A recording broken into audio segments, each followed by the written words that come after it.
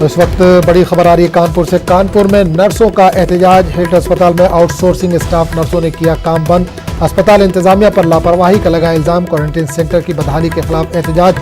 अस्पताल में नहीं है सैनिटाइजर करने की सहूलत। कई नर्सें हो चुकी हैं पॉजिटिव। तो बड़ी खबर इस वक्त आ रही है कानपुर से। कानपुर में नर्सों का एहतजाज जारी है। हेल्ट अस्पताल में आउटसोर्सिंग स्टाफ नर्सों ने काम बंद किया। अस्पताल इंतजामिया पर लापरवाही का इन्होंने इल्जाम लगाया है। क्वारंटीन सेंटर की बदहाली के खिलाफ इन्होंने एहतजाज किया है। अस्पताल में नहीं है सैनिटाइज करने की सहूलत। कई नर्सें कोरोना पॉजिटिव पाई गई हैं। तो बड़ा एहतजाज इस वक्त कानपुर में नर्सों का एहतजाज जारी है। हेल्थ अस्पताल में आउटसोर्सिंग स्टाफ नर्सों ने कामकाज को बंद कर दिया है।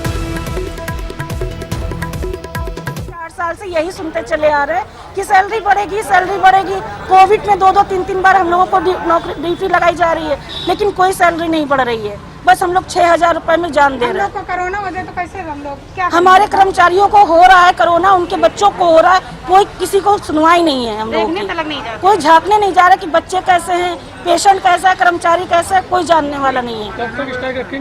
जब तक वो हम लोगों की मांग पूरी नहीं होगी।